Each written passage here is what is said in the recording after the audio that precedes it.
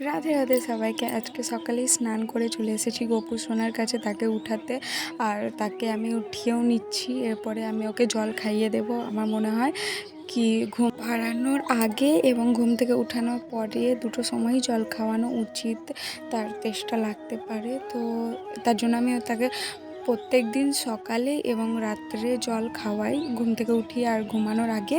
আর আমি ওর জায়গাটাকে পরিষ্কার করে নিচ্ছি। ঠাকুরঘর সকালে অনেক নোংরা থাকে, ফুল, ধূপকাঠির ছাই, প্রদীপের তেল, অনেক কিছু পড়া থাকে। তো প্রথমে আমি ওইগুলোকে হটিয়ে নিচ্ছি, এরপরে আমি মুছে নেব যাতে জায়গাটা খুব সুন্দর থাকে। গোপু সোনা তো নোংরা জায়গা একটুও পছন্দ করে না, তার জন্য আমরা চেষ্টা করি গোপু সোনার জায়গাটাকে পরিষ্কার রাখার। আর গোপু সোনাকে ঘুম থেকে উঠিয়ে তার মুখটা মুছিয়ে তাকে নিজের জায়গাতে বসিয়ে আমি ওকে হরলিক্স করে দিচ্ছি, কারণ ওকে ঘুম থেকে উঠিয়ে কিছুই খাওয়ানো হয়নি। তার জন্য আগে খাইয়ে দেবো, তারপরে স্নান করাবো। আর স্নান করাতে যেহেতু এখনও দেরি, তো তার জন্য আমি এইদিকে বাসনগুলো ধুয়ে নিচ্ছি, ততক্ষণ গোপু সোনা ওর হরলিক্সটা খাক। আর এই সাইডে আমি বাসনগুলো ভালো করে ধুয়ে নিচ্ছি। তার পাশে আমার ছেলেও ছিল, কিন্তু ওকে ক্যামেরাতে নেওয়া যায়নি।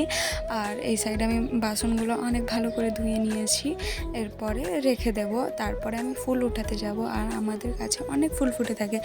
আগের ভিডিওতে ফুল দেখাইনি, কারণ বিকেলে ভিডিওটা করেছিলাম। আর এই দেখো অনেক বড় বড় ফুল হয়, কেঁচড়ি ফুলগুলো।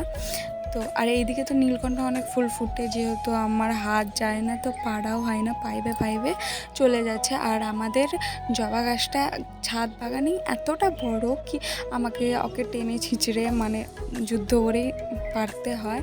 আর এইদিকে চলে এসেছি গোপু সোনাকে স্নান করাতে। ও জল দিলাম, তারপরে একটু গঙ্গা জল আর একটু গোলাপের জল দিলাম।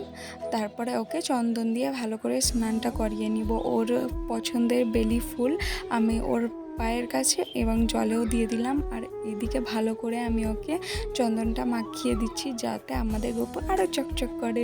আমাদের গোপু স্নান করতে অনেক পছন্দ করে, তো যখনই ওকে স্নান করানো হয় ও অনেক খুশি হয়ে যায়। তো এইদিকে আমি ওকে ড্রেস পরিয়ে রেডি করিয়ে দিয়েছিলাম, ওটাতে আমি শর্ট ভিডিও করেছি। আর এইদিকে আমি ওকে চন্দন লাগিয়ে দিচ্ছি। দেখো আমাদের গোপুকে আজকে কেমন লাগছে প্লিজ বলিও সবাই কমেন্ট করে। আর এইদিকে আমি ওর পায়ে খুঁজে পাচ্ছিলাম না চন্দন লাগাবার জন্য। আর ওকে অপরাজিতা ফুল আর বেলি ফুল দিলাম। আর প্রসাদে আজকে তেমন কিছু ছিল না, তো যা ছিল তাই দিয়ে আজকে দিলাম। তারপরে ওর আরতি করলাম। গোপু সোনাকে খাওয়ানোর আগে আরতি করতে হয়, আমি যতটা জানি।